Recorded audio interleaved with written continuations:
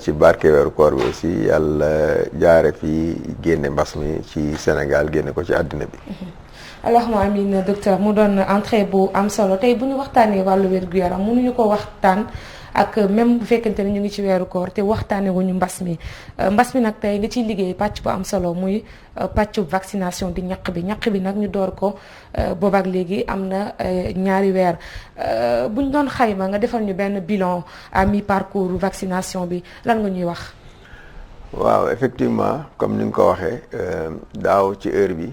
mbas mi di tàmbale yaakaar bi ñu am ren amuñu ko woon daaw parce que daaw bi ñu commencé ñëpp seen xel dañ doon dem ci vaccination ñëpp naan kañ la ñuy am vaccin kenn xalaatu woon ne sax dañ gaaw a amee vaccin nii yàlla def na ren bi mu ñëwee ñu am yaakaar ci ay vaccin yoo xam ne am nañ ko yoo xam ne nii ñu ngi koy vacciné wu ci àddina bi te ba léegi nii ñu ngi continuer di ci am yaakaar ne bu ñu vacciné ñi nga xam ne ñi ñooy personnes vulnérables yi dans un premier temps yàlla dina def au moins lor bi nga xam ne mbas mi ngi koy lor nit ñi wàññeeku bu weesoo loolu ba ñàkk yi gën a bari suñu ñàkkee nag ñi nga xam ne ñu ëpp ci àddina bi peut-être que yàlla mën na faa jaare génne mbas mi ci àddina bi ñàkk yooyu commencé nañ ko Sénégal comme ni nga ko waxee depuis 23 février boo ñu ko commencé ba léegi nag ñu ngi koy wéyal ba joon yàlla tey ji ñu toll nii ñàkk yi ñu ngi koy wéyal donc ba doon xayma démb li ñu ñàkk gum ci doomu aadama ñi nga xam ne jël nañ seen première dose toll na si 370 000 personnes donc muy ñetti téeméeri junne ak juróom-ñaar fukk junni ay nit yoo xam ne jël nañ ku nekk au moins benn dose vaccin. ñenn ñi jël vaccin bi nga xam ne moo doon vaccin Sinopharm bi mooy lim bi gën a néew mais ñi ci ëpp vaccin bi nga xam ne nii mooy vaccin AstraZeneca bi ñoom lañ leen ñàkkee. am na aussi ay quelques rumeurs yu ñu doon dégg comme quoi que du rek AstraZeneca ak Sinopharm ñoo fi nekk mais am na également yeneen doses yi ñëw est-ce que loolu da nga koy dëggal wala da nga koy bañ a dëggal. waaw dose yi waaj a ñëw loolu moom mën nañ ko wax waaye dose yu ñëw moom amul parce que pour le moment Sénégal ñaari vaccin yooyu ñoo fi nekk muy vaccin Sinopharm bi nga xam ne moo fi jiitu woon ak vaccin AstraZeneca bi nga xam ne jot nañ ko après. donc am na nag ay vaccin yu ñu annoncé yoo xam ne nii mën naa ñëw fi ak ñaari weer wala jàpp ñett wala boog lu ko ëpp parce que vaccin bi ci ñëpp di tudd muy vaccin Johnson & Johnson bi. vaccin boobu ñu war nañ koo mën a jot si li ñuy wax initiative bi nga xam ne Union africaine ñoom ñoo ko teg pour mën a permettre pays africains yi ñu mën a am vaccin donc initiative boobu am na ñu ñu sa commandé. si Johnson boobu lu ci tolloog lu yées tuuti 9 millions de doses mais. li ñu njort mooy ne livraison yi peut-être bala moo commencé dina nekk fin juin wala début juillet loolu mooy njort yi gën a rafet. si initiative COVAX aussi mooy bi nga xam ne nag boobu moom mbootaay xeet yi ñoo ko tëral pour ñàkk yi pour réew yi amul doole jot si boobu tamit yaakaar nañ ci ay vaccin Johnson yoo xam ne nii yooyu moom nee nañ peut-être entre octobre novembre ba décembre peut-être si lañ koy jot. donc yooyu mooy yi nga xam ne nii moom la ñuy xaar. terewul nag état bi aussi mi ngi def ay jéegoom di waxtaan ak yenn réew yi nga xam ne ñu ngi defar vaccin comme mel ni Chine yu mel ni Russie di jéem a am ak ñoom ay waxtaan pour que tamit suñu mënee am dose de vaccin si pays yooyu ñu am ko en attendant tamit jëleeti ñu. depuis la campagne de vaccination démarrage bi le 23 février ñu gisoon ne que 200 000 doses moo ñëwoon bu Sinopharm après la ñu gis AstraZeneca ñëw bu dëkkaan dañ doon wax ne que rek c'était réservé aux personnes à comorbidité mais également aux personnes yi nga xamante ne nii seen âge dafa avancé le 60 ans ou plus mais tey ñu gis ne que c'est accessible à tout le monde procédure bi dafa changé wala on a beaucoup plus de doses que de prévu. non xam nga bu ñu nee priorité mooy maanaam ñii ñoom ñooy jiitu mais ça ne veut pas dire que ñi si des kenn du leen ñàkk ñu mel ni nga ñëw ci rond point ñu ne priorité à gauche donc oto bu jógee gauche moom mooy jàll yow da ngay taxaw xaar ba ñi jógee gauche matal nga daan jàll mais soo ñëwee fekkoo benn oto da ngay jàll donc loolu moo daal parce que bi ñu nee priorité dañoo joxoon diir temps ne priorité yi vraiment ñii ñoom la ñuy njëkk a kii bi ñu demee ba gis ne ñooñu ñàkk nañ ci ñu bari et puis dinañ toog pan boo xam ne dooñu leen du ñu gis priorité boobu am na ñeneen ñu taxaw tamit te bëgg a ñàkku mais ñu ne nag donc léegi su priorité bi ñëwee ils sont prioritaires nañ leen ñàkk mais suñ fa nekkul keneen ku ñëw mën na bénéficier wu si ñàkk yi donc loolu mais terewul ba léegi c'est vrai que am na ñoo xam ne ñi ngi si priorité yi te ñàkkaguñu mais ñooñu defe naa si seen sago la dépendre parce que defe naa boobu ak léegi mi ngi mat ñaari weer yoo xam ne nii nee nañ ku ku prioritaire ñëw ñu ñàkk la ku ñëwul peut-être da ngaa bëgg la ñàkku. waaw mais ñi nga xam ne bëgg nañu ñàkku ci priorité yëpp bi ñu présenté woo dañ leen a ñàkk donc ku des ci priorité bi aussi boo ñëwee même boo fekkee yeneen nit ñi di ñàkku yow yaay toujours prioritaire. yow la ñuy njëkk a jël bala ñoo jël ñu ci des mais nag duñ toog aussi fii ba ilaa yawmi diin téye ñàkk yi di xaar naan priorité yi nañ ñëw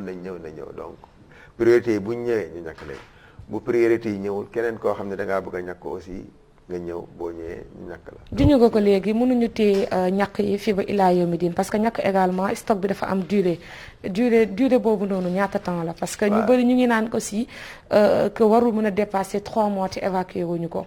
te maintenant on est à 2 mois de vaccination. waaw parce que durée vaccin yi durée de vie fii pratiquement 6 mois la. 6 mois bon ñu ngi nekk tax di xool ñi ko doon defar am na yoo xam ne fi nekk dem nañ ba 9 mois mais vaccin yi nga xam ne dañoo ko jot ni yi si bëri ñu ngi périmé entre juin et juillet donc balaa boobu war nañ ko mën a ñàkk nit ñi d'autant plus que am na ñu toog di bëgg a ñàkku donc su fekkoon ne sax gisuñu ko bëgg a ñàkku ñu mën ko denc mais su fekkee ne dañ ko jagleel vulnérable yi mais dañuy ñàkk personnel vulnérable yi mais suñu gisul personnel vulnérable yi ñeneen ñi nga xam ne tamit dañoo bëgg a ñàkku dañuy ñëw ñàkk leen parce que tamit objectif bi bu ñuy def priorité c'est parce que ñàkk yi dafa matul mais normalement ñëpp la ñu war a ñàkk ñi nga xam ne nii ñoo nekk Sénégal maintenant nag su fekkee ne comme li ma ko waxee teg nañ ko ne priorité bi na ñëw tey par exemple nga war a vacciner 300 personnes si priorité bi nga gis 100 personnes nga yore 200 doses mais ñeneen ñi ñëw taxaw ne ñoo bëgg a ñàkku kenn du leen dàq dañ leen di ñàkk donc ci loolu lañ nekk moo tax fi mu nekk nii defe naa ñu yaakaar ñàkk yi ñu yor moom yaakaaruma ne sax dina yegg juin. donc su fi nekkee parce que. la demande elle est forte. la demande surtout à Dakar moom demande dafa forte donc am na ñu bëgg a ñàkku ba léegi fi mu nekk nii xam nañ quelques difficultés pour ñàkku mais je pense que ñooñu ñëpp dinañ leen mën a ñàkk d'autant plus que mois de mai normalement war nañoo jot yeneen vaccin avant yee di périmé. mais dinañ def tout pour que. ñi nga xam ne bëgg nañoo ñàkku ci diggante bi ñu mën leen a ñàkk au moins seen première dose parce que booy xool deuxième dose AstraZeneca yi ñu ngi commencé mois de juin. à Dakar oui dans certaines entreprises am na ñi nga xam ne sax dañuy ñàkk pour il faut ñu taxaw fa tuuti rek certaines entreprises yi ñuy jël nit ci employé di leen ñàkk c'est un partenariat wala c'est forcé à ce que employé bi di ñàkku. non vaccination bi moom amul forcé c'est-à-dire que amul fenn foo xam ne ñàkk bi dafa obligatoire que ce soit ci entreprise yi que ce soit ci communauté bi donc ñàkk yi da ngay bëgg nga ñàkku bëggoo kenn du la forcé maintenant nag yow boo yoree sa entreprise gis ne sa employé yu bari dañoo bëgg a vacciné wu léegi yu ci bari entreprise yi chef d'entreprise yi wala seen direction yi dañuy def demande ñëw ci district sanitaire bi nekk ñu kat dañoo am tant de personnes yu bëgg a ñàkku nan la ñuy def bañ ñàkku parce que soit ñu ne leen indi leen ñu ñàkk leen mais soit aussi ñu organiser ak district bi jël benn équipe de vaccination yóbbu ko sur place parce que vaccin ñoom ci population bi lañ bokk parce que tam loolu ñu xam ko ñii liggéey ci entreprise ci population bi lañ bokk donc su fekkee ne comme ni ñuy demee ci quartier yi nga xam ne regrouper ay nit ci quartier vacciné leen tamit mën nañoo dem ci entreprise regrouper ay nit ñàkk leen donc tout c'est dans le cadre de la collaboration mais amul benn vaccin boo xam ne da ci obligatoire. Combien de centres de vaccination la ñu am wala district bu nekk am na possibilité d'être vacciné. actuellement vaccination bi dañ ko def ci programme élargi de vaccination maanaam dañuy utiliser système programme élargi de vaccination. donc unité de vaccination yi nga xam ne yëpp ci programme élargi de vaccination bi yëpp normalement fi mu nekk nii vaccin yi dafa disponible foofu ñu fay ñàkkaate. mais le problème qui se pose mooy docteur que on se rend compte que à Dakar on n'a pas ce problème là am na ñoo xam ne dañuy jël volontaire ñoo xam ne sax sama âge la ñu ci trentaine bi mais terewul dañuy dem di vacciner wu mais am na ñoo nga xamante ne nii ñu ngi ci région yi fu mel ni Touba ñu ngi doon dégg ne que sax yóbbu nañu fa ay doses mais les gens refusé de se vacciner mais bien vrai que autorités religieuses yi fa nekk foofu vacciner wuñu c'est quoi le problème. waaw vaccination bi comme ni ma waxee du obligation donc da ngay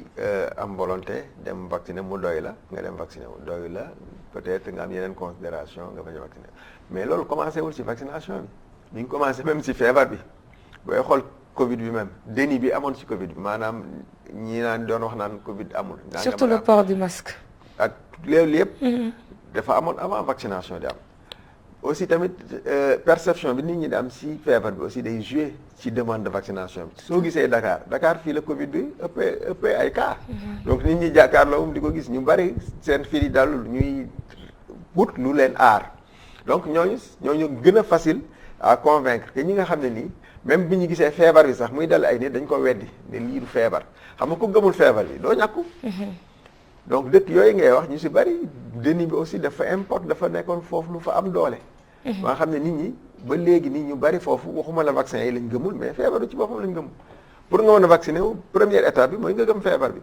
donc loolu c'est un problème donc moo tax yenn dëkk yi et puis yenn dëkk yi aussi dafa xam feebar bariwu fa ñu bari aussi se demande l'opportunité pourquoi ñu war a ñàkk ak yooyu d'autant plus que ñoom feebar bi bariwul foofu ak yooyu moo tax booy xool dëkk yi nga xam ne nii ci la feebar bi ëppee muy Dakar Thiès foofu la nit ñi gën a saware di dem di ñàkku yi naam sax dëkk yi nga tudd noonu comme ay Touba feebar bi bari na fa mais li mu feebar bi bari ñu si bari dañ ko weddi gëmuñu ne sax feebar boobu la donc vaccination bi si y a beaucoup de rumeurs yu circuler foofu surtout sur réseaux sociaux yi di décourager nit ñi pour ñu ñàkku maintenant nag autorité foofu ñi ngi def seen kéemtalaay kàttan di def seen campagne de communication ñoom it pour ñaax askan bi ñu ñàkku parce que aussi li ñu war a xam mooy vaccination fi mu gën a amee importance ci épidémie mooy période bii nga xam ne ñu ngi commencé kaay commencé wàññeeku ñuy wax période de basse transmission. parce que suñu profité ci période boobu ba ñàkk le maximum de possible ci personnes protégées leen dañuy éviter am li ñuy wax troisième vague maanaam feebar bi ñëwaat comme ni ñu ñëwaatee ci yeneen dëkk yi di def ay dégâts yu bari donc loolu lu am solo la donc même ñi nga xam ne dañuy ñàkk di éviter même le fait que cas yi di diminuer loolu dafa war a gën a ñaax nit ñi sax ñu gën a ñàkku pour que mu bañ a am beneen vague parce que gisoon nañ ko fi demoon nañ ba fii ay 5-6 cas ba maladie presque ñu tëj yenn CTI def kii raay bu fekkoon ne période boobu amoon nañ jumtukaay yi ñu am nii pour ñàkku bu ñu ñàkkoon population boobu lii am bii passé deuxième vague bi nga xam ne li mu rey ci nit moo fuuf mën na fukki yoon li première vague bi rey mënoon nañ ko éviter. alors le problème qui se pose moom mooy que tey jii ñu ngi ci période bi nga xamante ne nii courbe bi dafa wàcc ndaxte on a moins de cas de jour en jour mais moment boobu la ñu dugg ci weeru koor te ñu bëri xam ne ni que weeru koor bu jotee ñu bëri dañuy ragal peut-être vacciné wu ndax su fekkente ne ñenn ñi ñu ngi craindre religieusement ndax c'est acceptable que ngay am jël injection te da nga woor ndax dina sa koor dina nangoom nangu ñeneen ñi ñu ngi xalaat peut-être conséquences yi mu lay apporter notamment ay miir ak yooyu sujet boobu na lan nga ci wax est-ce que ku woor war na mën a jël vaccin scientifiquement. waaw scientifiquement koor gi du contre-indication pour vaccination maanaam terewuñu ko woor nga vacciné wu tam koy yokk ci effet secondaire wala da koy wàññi ci effet secondaire par rapport ak vaccination ku vacciné wu di miir wala dara loolu nga woor ou pas woor amu ci importance parce que c'est pas lié ci état de jeûne bi nga nekk donc koor gi du contre-indication pour vaccination sur le plan scientifique dem ku woor mën nga vacciné wu l'exemple mooy suñu mbokk chrétien ñu ngi jóge ci seen koor mais ñoom ñu bari si bi ñuy vacciné wu dañoo wooroon te gisuñu si vraiment benn jafe-jafe boo xam ne gis nañ ko si donc du loo xam ne nii sur le plan médical dafa nekk contre-indication maintenant nag sur le plan religieux comme religion yi moom ku nekk si nu mu tudd position yi daf ci bari donc mënoo peut-être de trancher de manière di wax de manière tranchée que ci religion bi peut-être ki mën nañ ko def ou mën nañ ko def donc je pense que yéen di ngeen dem waxtaan ak ustaas yi ñoom dañ leen si mën a wax lu gën a leer mais li ma jàpp man mooy ne ñi ëpp ci nga xam ne ci l'islam la ñuy wax li ñuy wax mooy ne bu dee injection intramusculaire la loolu yàqul koor maanaam piqûre boo xam ne ci suux lañ koy piqûre loolu yàqul koor te vaccin bi duggul ci sidit ci suux lañ koy piqûre donc warul mën a yàq koor donc l'un dans l'autre daal activité de vaccination yi dina continuer ci weeru koor bi ñëpp ñi nga xam ne aussi bëgg nañoo vacciner wu ci weeru koor bi dañu am possibilité bu ñu demee fi ñuy ñàkkee ñu ñàkk leen. alors scientifiquement parlant nee nañu que mën nañu rek amal suñu wéyal suñu vaccination mais laataa ñu see gën a suux dañuy dugal élément Oustaz Assane Diouf moom xool du point de vue de la religion lan la wax ci woor ba noppi mën jëfandikoo injection ndax sa koor dina nangu am du nangu religieusement la lañ jox après revenir sur le plateau. lépp loo xam ne daal luy dugg ci yaramu nit la muy piqûre muy ñàkk ak yu demee noonu bu fekkente ne docteur bi wax na ne lii mën na rogaat te matière la bu mën a rogaat ba àgg ci mbaxu aji woor ji bu boobaa bu ko defee kooram dafay yàqu. waaye nag bu fekkente ne docteur bi dafa jàpp ne loolu mën na ko bañ a def ci bëccëgu koor bu boobaa dafay mel ne ku dog rek bu koor gi weesoo mu fay fan woowu waaye daal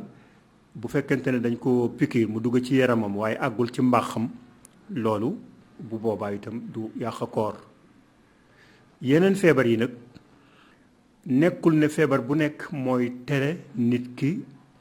bañ a woor ndax am na ay feebar yoo xam ne jotewul ak koor feebar yooyu bokkul ci feebar yi nga xam ne day tax nit ki war a mën a bàyyi koor ndax feebar bi bu fekkente ne koor gi du tax mu yéex a wér walla mu yokk ko bu boobaa nit ki mën na feebar boobu waaye du ko teree woor mel ne ku sa baaraam di metti mën nga woor peut-être bu fekkente ne docteur bi wax na loolu bu dee jotewul ak koor waaye bépp feebar boo xam ne boo ko booleek woor mu yéex a wér walla boo ko booleek woor mu yokk bu boobaa ñàkk a woor lañ lay digal bu weesoo nga fay waaye nag feebar yi nga xam ne nag dafay taqaloog nit ki ba faw nga xam ne mënatul wér te kenn mënu ko booleek woor bu boobaa nit ki du woor waaye bés bu jot bu nit ñi di dog dafay joxe loo xam ne mën na dogal benn nit bu boobaa loolu mooy nekk àtteem. Alors gannaaw bi ñu seetaanee réaction wu Oustaz Assane Diouf du point de vue de la religion dañuy revenir directement sur le plateau je rappelle que yéen a ngi seen émission Savoir Santé tey nag ñu dalal docteur Ousseynou Badiane may fàttali rek moom moo yor programme bu jëm ci wàllu vaccination di ñàkk fii ci réew Sénégal ñu nekkoon nag ci lancé bu am solo muy rek nit ki nga xamante ni war na jëfandikoo ñàkk wala war jëfandikoo ñàkk beneen point également bu am solo bokk na ci ne nit yi bëri fi mu toll nii dañuy ragal ba tax na am na ñu naan sax centre yi commencé wu na di vidéo nànk par rapport bi ñu commencé koor geeg léegi ban appréciation ngay am par rapport ak ça. Ce sera très difficile de dire ndax affluence bi dafa wàññeeku ou pas pour le moment. Mais je pense que ni dañ dégg buñ dégloo li ñu wax nii je pense que mën na leen encourager. pour que ñu bañ a dakkal ñàkk yi mais képp ko war a ñàkku rek dem ñàkku ji. képp ko war a ñàkku dem ñàkku yaakaar ne daal mën na impacter négativement ci activité yi. yeneen ñenn ñi ñu ngi xam ne également bu fekkente ni que def nga première dose bi te respecté woo maanaam durée de kii bi pause bi nga jéggi ko wala nga def ko moins est-ce que du la indil gàllankoor. waaw parce que Sénégal respecté calendrier mooy problème am. parce que en matière de vaccination lii important mooy respecter délai délai minimum bi maanaam bu ñu nee la ñeenti semaine nga ko war a def. nga bañ ko def avant. mais boo tardé li ci ëpp du indi gàllankoor bu bari waaw li muy indi gàllankoor tuuti rek mooy ne période boobu nga tardé peut-être que mën nga ci bañ a am immunité su fekkee yenn vaccin yi la mais boo tardé même ba weer wala ñaari weer tamit boo ñëwee dañ lay defal sa deuxième dose mais kenn du reprendre vaccination bi. mais li ñu dul d'accord mooy ñu ne la vaccin bi boo jëlee première dose ñetti semaine nga war a def. avant ngay jël deuxième dose nga def première dose une semaine après ou 2 semaines def deuxième dose. boobu dañ koy considérer li ñuy wax dose invalide dañuy considérer ne jëlagoo sa deuxième dose. bi nga jël noonu du dose bu baax. mais su ko rombee en général amul problème. effet indésirable yi ñu bëri ay maux de tête la ñuy am wala ñu am vertige bu ñu toogee quelques minutes mën nañu jóg continuer seen activité mais j'ai eu une collègue qui m'a interpellée bi mu xamee ne ci yow laa jëm mu ne ko depuis qu'elle s'est vaccinée elle sent pas son bras et puis également dafa miir dafa yendoo nelaw est-ce que loolu c'est normal pour un effet secondaire. waaw effet secondaire vaccin moom yu ci bari ça dépend ci nit ñi am na yoo xam ne c'est des effets attendus maanaam yoo xam ne gis nañ ne pratiquement ñu bari dañ koy def donc et puis yooyu c'est pas spécifique maanaam nekkul ne rek effet secondaire yoo xam ne vaccin yii ñoo koy joxe parce que même boo defee ci vaccin yi ñuy jox xale yi jaboot yi sax ñoom xam nañ ko léegi tant que même bala ñoo xaar sax xale bi di développer effet secondaire yooyu ñoom dañuy jëlaat seeni paracétamol su xale bi di dem ñàkku ji ñu jox ko su ñëwee ñu jox ko parce que xam nañ ne ñàkk moom ala kuli aal ñàkk bu mën a doon mën na joxe genre effet secondaire yooyu bopp buy metti yaram buy tàng yaram bu tayal biir bu daw ak yu mel noonu donc loolu la ñuy wax ay effet secondaire mineur maanaam ay effet secondaire yoo xam ne amul solo parce que même boo jëlul garab jëloo dara quelque temps après dafay deñ donc effet secondaire c'est normal mën na durer 1 jour 2 jours 3 jours mais su demee nag ba nga xam ne nii dafa jéggi loolu tamit da ngay dem consulter ñu xool parce que aussi yenn saa yi dafa am li ñuy wax coïncidence mën nga am jël vaccin am beneen feebar boo xam ne ñaari jotewuñ dara mais juste que dafa tombé et puis li ñuy wax ne tombé moo waral ay gaaf. le plus souvent loolu mooy doon. D'autant plus qu'on dit que plus de 40% des Sénégalais vivent avec des comorbidités, des maladies yi nga xam ne ni c'est des pathologies chroniques te duñu ko xam quelquefois mën nga vacciner wu mu réveiller benn doomu jàngoro pourquoi pas. pas vaccin bi réveillé wu maanaam li ma la wax mooy mu tombé c'est-à-dire que koo xam ne même boo vacciné wuloon parce que booy xool ñi vacciné woon ak ñi vacciné wul mais ñi vacciné dañuy feebar ñi vacciné wul dañuy feebar. donc c'est pas yenn saa yi c'est pas lié au vaccin c'est juste benn rek coïncidence d'autant plus que feebar surtout Covid bi nga xam ne bi ñuy vacciné début bi ay nit ñu feebar lañ doon vacciné loolu tamit ko nit ñi fàttali ko. on avait dit que dañuy vacciné mag ñi nga xam ne dañoo am feebar ak ñi nga xam ne ni dañoo am feebar te nekkuñu ay mag donc au début ay nit ñu feebar kese lañ doon ñàkk donc ni ay nit ñu feebar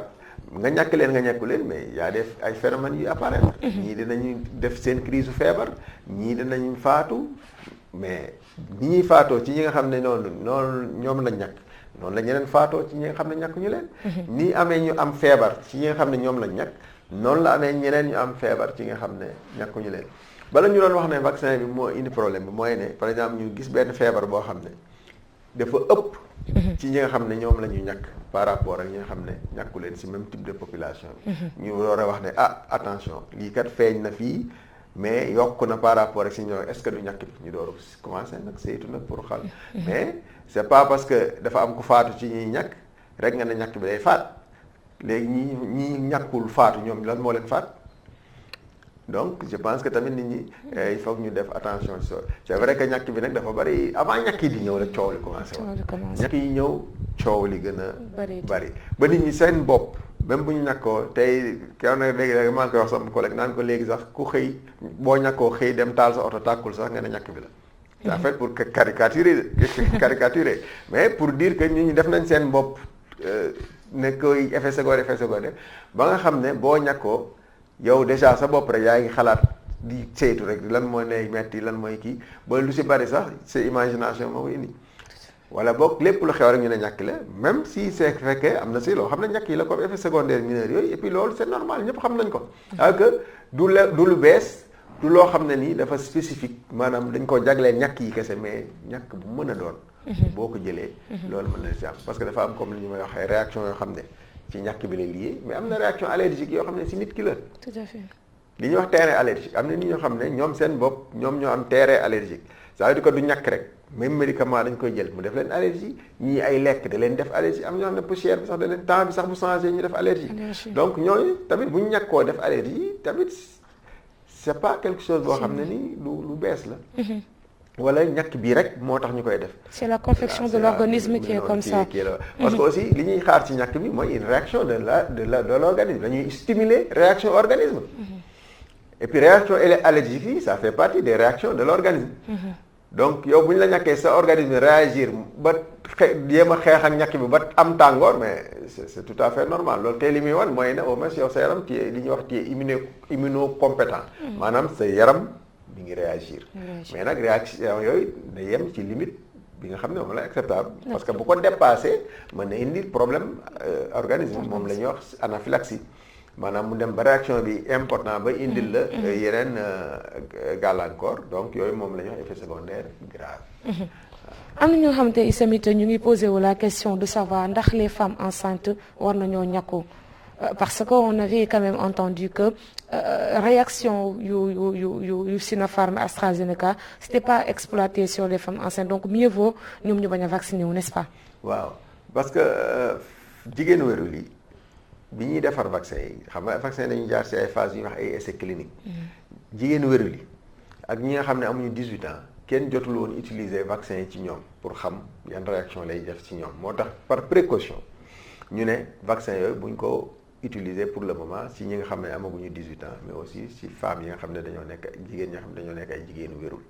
mais am na dëkk yu bari dañ ne su fekkee ne jigéenu wérul bi def nañ càmbar nañ risque bi ak bénéfice bi ba nga xam ne kii xam nañ ne ñàkk ko moo gën fuuf bañ koo ñàkk ñoom dañ koy ñàkk. waaw mais ñun Sénégal yegguñ foofu dañ ne rek pour le moment jigéen ñi wérul yi vraiment nañ leen bañ a ñàkk. dañ leen bañ a ñàkk par précaution. D'accord su weesoo loolu également bëgg nañu xam su fekkente ne vaccination bi avancé na bu baax a baax ndax Sénégal dafay projeté moom créer fii ak seen spécialiste ay vaccins yoo xamante ni mën na gàllankoor doomu jàngoro ji parce que on a l'impression de dire que ndax Afrique du jël ay innovation boppam te ñun on sait que fii au Sénégal rien qu'à l'Institut Pasteur y a de bons spécialistes yi nga xamante ni am na ay vaccins yu ñu participer ci seen defarin lan moo tax Sénégal du ci jóg. waaw loolu moom li ñuy wax c'est domaine recherche la. donc am nañu ay scientifiques yoo xam ne ñu ngi sont dans le domaine de la recherche donc il n'est pas exclu ñoom ñu dem seen i gëstu ba gis. peut-être ñàkk boo xam ne mën nañ ko développer Sénégal donc loolu ñun ëpp la ñuy ñaan donc même bu ñu ko Sénégal sax yeneen pays africains yi donc loolu je pense que ndamu Afrique la donc defe naa ne scientifique yi dañ ci liggéey buñ ko amee lu baax la. maintenant en attendant li ñu bëgg te defe naa ne président wax na ko keroog ak ministre yi mooy au moins comme mënaguñoo def fi mu nekk nii defar suñu vaccin bopp mais vaccin yi nga xam ne déjà am na ñu mën ko produire fii par exemple juste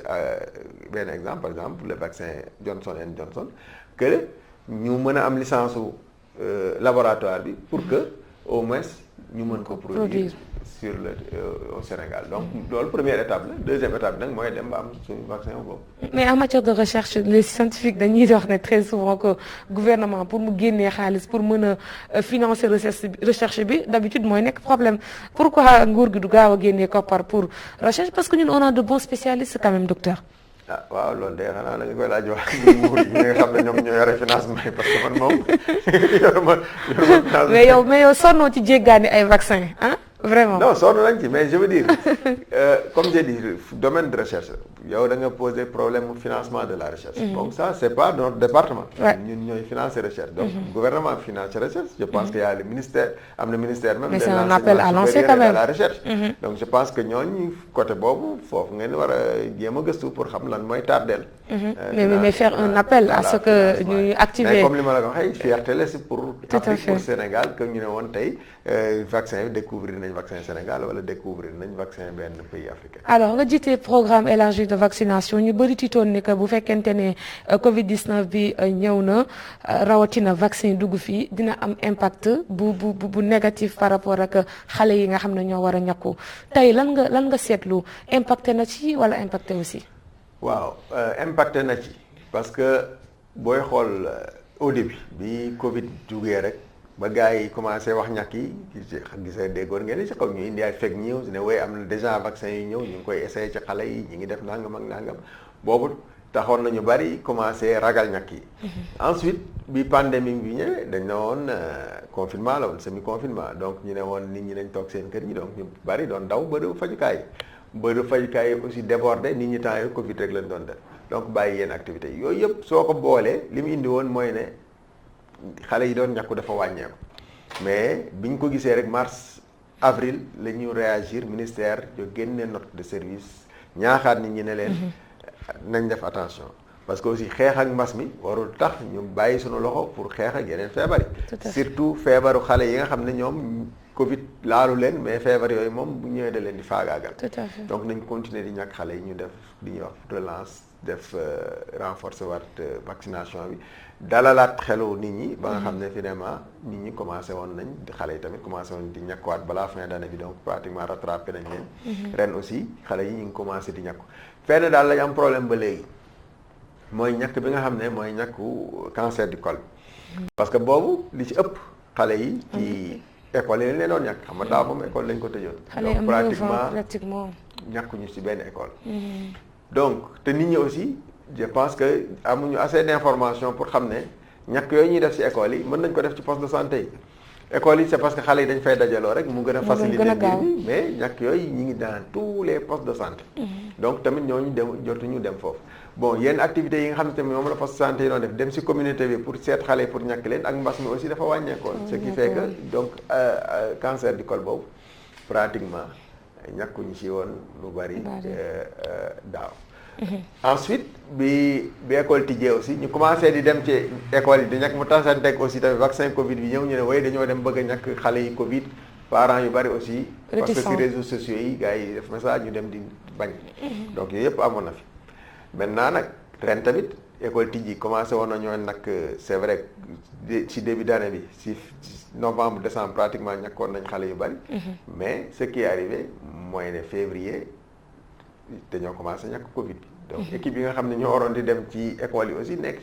ci terrain bi ci ñàkk Covid bi. donc finalement aussi demuñu ci école yi pratiquement ñàkk pour HPV bi ce qui fait que actuellement mooy ñàkk bi nga xam ne vraiment couverture yi dañoo faible trop.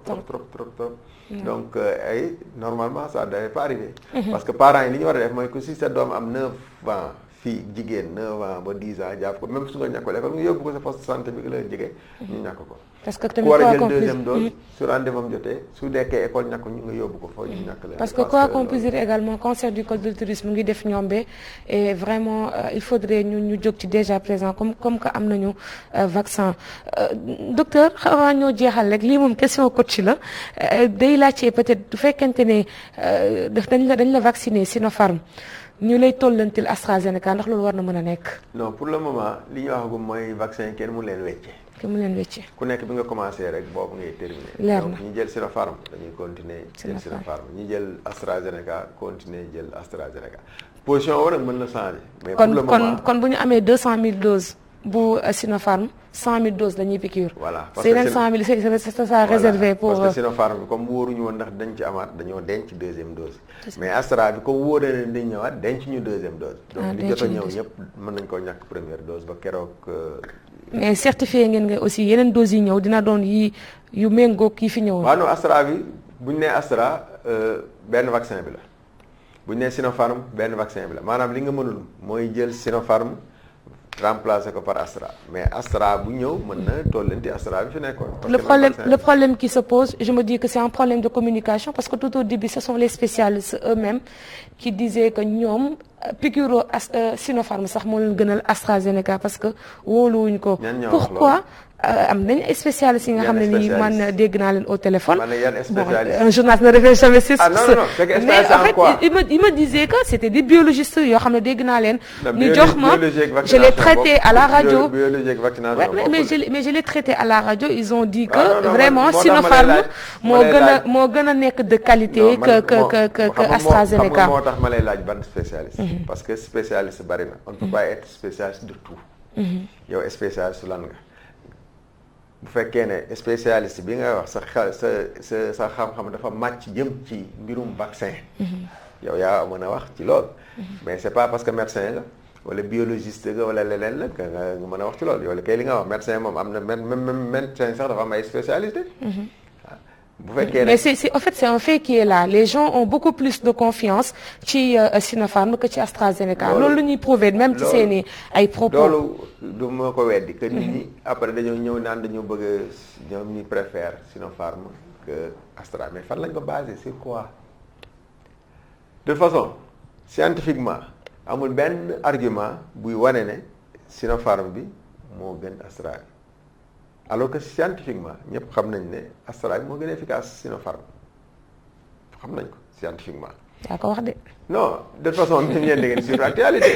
vous avez vu que non même li ñu déclaré en termes d'efficacité même ñiy defar Sinopharm dañ ne Sinopharm efficacité am 79%. mais AstraZeneca 2 doses d'AstraZeneca espacées de 8 à 12 semaines. gis nga données américaines yi mujjee génn c'est 100% de protection sur les cas graves et plus de 90% sur les cas simples donc Astra sur le plan scientifique moom moo gën a efficace que Sinopharm. est-ce que du Astra bi ñu gën a sakkan la rek moo tax ngay waxee noonu. li mu gën a sakkan fii Sénégal. non du question gën a sakkan. mais Sinopharm moo gën a cher Astra. ok di nga xamul dose Sinopharm lu mu bon $20 lay doon donc dose Astra $4 lay doon donc. 4-5 fois plus cher que Sinopharm que Astra. donc du question Astra moo gën a bari Astra fi mu nekk nii amul sax ci marché bi ñun di retard de livraison yi waral c'est parce que Astra dafa amul ci marché bi gis nga ci presse bi que Union européenne chaque jour ñu ne dañuy porter plainte à AstraZeneca parce que livraison bi ñu leen waroon jox livré wu ko donc de question boobu c'est pas que Astra amuñu fi nekk problème pour écouler seen produit. donc on a trouvé même amul sax. ñun avril bi am na yu ñu waroon jot mënuñu see jot. ñu yóbbuwaat ñu ba mois de mai. donc du question boobu c'est-à-dire que mooy li ma wax sax bu ñuy wax nañ ko teg ci xam-xam. Astra bu dee efficacité moo gën a efficace Sinopharm. Astra autorisation yi mu am Sinopharm am ko am na autorisation pays yu bari yoo xam ne nii Astra am na ko Sinopharm am ko mais autorisation bi gën a bi gën a valable pratiquement bu ñuy wax bu OMS. mais Astra am na ko te Sinopharm am ko. donc ñiy wax naan Sinopharm c'est juste question de voilà dañ koy wax nii rek mais amul argument scientifique. d'accord buñ ko bàyyi. peut-être dañuy wax ne ci production vaccin bi. Sinopharm c'est un procédé traditionnel. parce que c'est un virus inactivé la. donc loolu yàgg nañ koo defaree vaccin. que Astra bi méthode bu bees la. donc ñoom daal li ñu gën a wóolu mooy li nga xam ne moo fi am moom lañ daan njëkk a def mais yu bees yi wóoluwuñ ko. mais technologie avance mi ngi mel ni rek tey yow nga ne Walf caméra bii dama ko utiliser parce que caméra bi numérique la damay dem jëli caméra analogique yi njëkk yi. la même chose parce que boobu laa gën a wóoru. d'accord jërëjëf docteur Seynou Badiane ñu ngi lay jaajëfal lu baax waaye di rafetlu également dalal gi nga ñu dalal. merci beaucoup maa ngi leen di gërëm di leen sant. jërëjëf di rafetlu aussi déplacement bi ngeen déplacé wu. pour ñëw waxtaan pour gindi askan wi. ci li nga xam ne nii mooy vaccination jërëjëf. jërëjëf lii mooy savoir santé fexe rek ba askan wi xam lépp lu jëm ci wàllu wér-gu-yaram mais également di jiital prévention ku ne prévention nag mooy aide askan wi moo ñu tax a jóg mooy di leen xamal seen wàllu wér-gu-yaram waaye également di leen toppatoo ngir ñuy soññ bu baax a baax taxawaayu bile loolu lu am solo la ndax nit ki mënoo def dara te amoo wér-gu-yaram ñu ciy profiter de l'occasion nag di gërëm di sant bu baax a baax ñi nga xamante ni ñoom ñoo ñuy suivre du ñu lancer ay questions da ngay gis kenn koo xam ne day yaakaar ne sax médecin nga dem ba lay poser des questions mais lépp sant yàlla rek ndax dañuy dox ci mbir mi te tamit les questions sont toujours les bienvenues dañu ko poser ay spécialistes ñu mën ci tontu incha allahu rabbi lii la woon mbokk yi ci seen numéro savoir santé ci weeru koor gi moo nekk premier numéro bu weeru koor gi di leen gërëm di leen sant bu baax a baax di gërëm ñi jàppoon ci liggéey bi yëpp mu daal di yemb PGG Pape Gora Gueye moo nekkoon ci image yi di gërëm bu baax a baax Thiam chauffeur sonn na moom tamit bu baax a baax Mohamed aujourd'hui moom moo yor sama moyen yëpp